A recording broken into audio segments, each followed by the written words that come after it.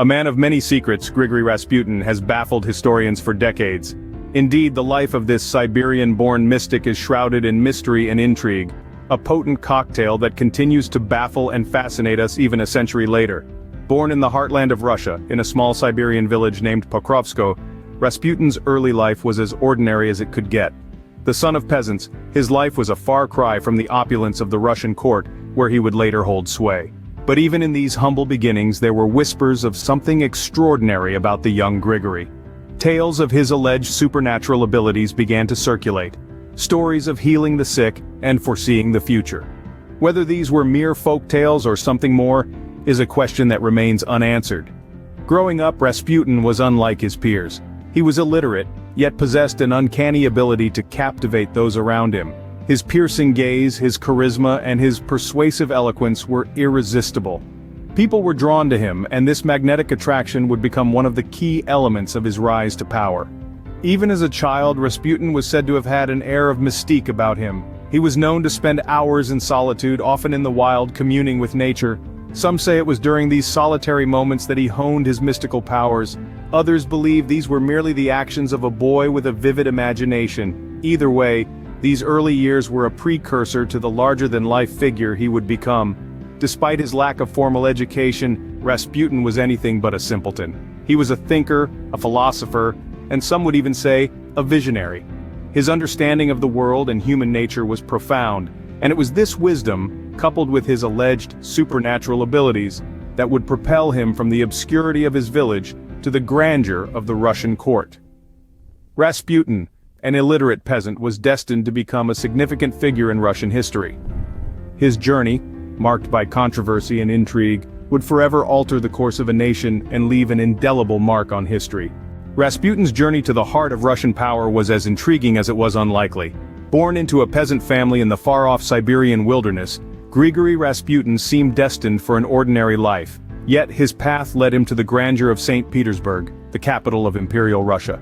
It was here he was to make his mark, not in the fields of his birthplace, but in the gilded halls of the royal palace.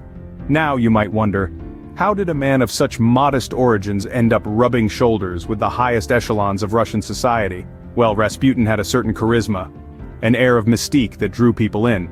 He'd claimed to have healing powers, a claim that would play a crucial role in his ascension. The year was 1905. Rasputin arrived in St. Petersburg and quickly became a known figure among the city's elite. His reputation as a holy man and healer was widespread, and it wasn't long before word of his supposed abilities reached the Russian royal family. The Tsar and Tsarina had a son, Alexei, who was suffering from hemophilia, a dangerous disease that causes excessive bleeding. The royal doctors were at their wits' end, unable to alleviate the young Tsarevich's suffering. In their desperation they turned to Rasputin. And here's where Rasputin's story takes a turn for the extraordinary. He was able to ease Alexei's symptoms, seemingly through prayer alone. To the royal family, it appeared nothing short of a miracle. They saw Rasputin as a godsend, a mystic healer who could save their precious boy. Their trust in him deepened, and so did his influence. But with power comes scrutiny, and with scrutiny comes resentment. The Russian nobility and clergy were not pleased with this peasant's newfound influence. They saw Rasputin as a threat, a manipulator exploiting the royal family's vulnerability for his own gain. So, while Rasputin's star was on the rise, so too was the opposition against him. Rasputin's influence within the royal family was growing, but so was the resentment against him. His ascension to power was as astonishing as it was precarious. Rasputin, the peasant from Siberia, was now a force to reckon with in Russian politics. From his humble beginnings, he had ascended to a position of immense power and influence. His mystical healing powers that had endeared him to the royal family had paved the way for him to become a key player in the Russian Empire's political landscape.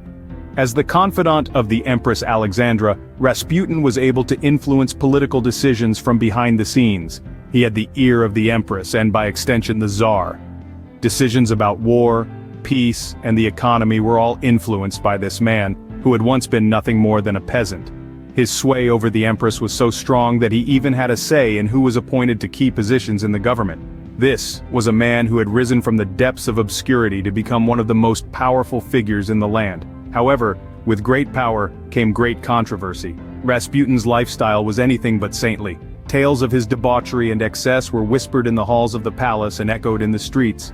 He was known for his lustful indulgences and his penchant for the finer things in life. This was a man who loved the pleasures of the flesh as much as the power he wielded. The public was not blind to Rasputin's influence and his hedonistic lifestyle. Outrage began to simmer amongst the Russian people. The man who had been welcomed as a healer was now seen as a corrupter of the royal family and a manipulator of the state's power. The Russian Empire was in turmoil, and many pointed their fingers at Rasputin as the cause. The man who started as a mystical healer now held the reins of the Russian Empire. Yet his rise to power and his controversial lifestyle would soon lead to a downfall as dramatic as his ascent. Rasputin's fall was as dramatic as his rise. His peculiar influence over the Russian royal family, especially the Tsarina, had made him a prime target for those who were eager to bring down the monarchy. The whispers of conspiracy swirled around him. The plot to assassinate Rasputin was growing stronger by the day. In the heart of the Russian winter, on the night of December 29, 1916, a group of conspirators, led by Prince Felix Yusupov, invited Rasputin to a late-night gathering at the Moika Palace. The plan was simple yet sinister. They aimed to poison Rasputin with cyanide-laced pastries and wine. But to their surprise, Rasputin, seemingly unaffected, continued to feast and drink, his robust constitution defying their murderous intentions. Frustrated and desperate, Yusupov resorted to more direct means. He shot Rasputin at close range, believing it to be the end of the mystic. But Rasputin, living up to his reputation of the unkillable man, staggered to his feet and attempted to flee.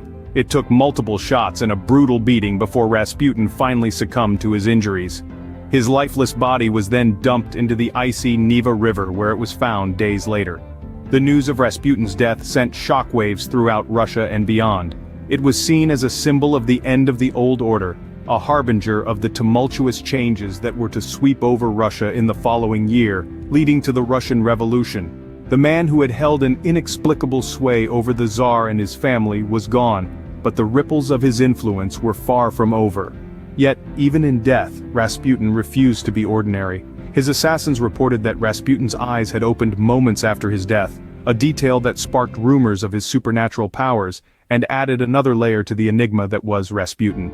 Rasputin's death marked the end of an era, but the mystery surrounding his life continues to intrigue us.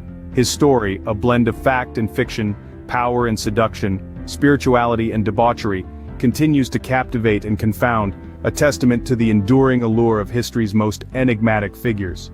Rasputin, a man of contradictions, left a legacy that continues to perplex historians. Even now, over a century after his death, his influence continues to reverberate through the annals of Russian history. Rasputin's actions and the controversies surrounding him significantly contributed to the growing discontent among the Russian people. This disillusionment found its expression in the Russian Revolution of 1917, just a few months after Rasputin's demise. The revolution marked the end of the Romanov dynasty and the start of a new era. Rasputin, in his own peculiar way, had catalyzed a change that would reshape the course of a nation.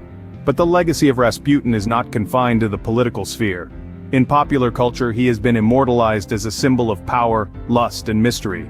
Books, films, and music have portrayed him in various lights, from a malevolent manipulator to a misunderstood mystic. His image has been used and reused, each interpretation adding another layer to the enigma that is Rasputin. However, it is essential to remember that the man and the myth are not always one and the same. The real Rasputin was a complex individual, a product of his time and circumstances. He was neither entirely evil nor wholly virtuous. Like all of us, he was a mixture of both. The story of Rasputin serves as a stark reminder of the power of perception and the dangers of misinformation. It teaches us to question, to probe, and to seek the truth behind the headlines. It urges us to remember that history is not black and white, but a myriad of shades in between. In the end, Rasputin's legacy is a testament to the indelible impact one individual can have on the course of history. His story, filled with intrigue, scandal, and power, continues to captivate us, urging us to delve deeper into the complexities of human nature and the intricacies of history. Rasputin remains a fascinating figure, a symbol of power, lust, and mystery forever etched in the annals of history.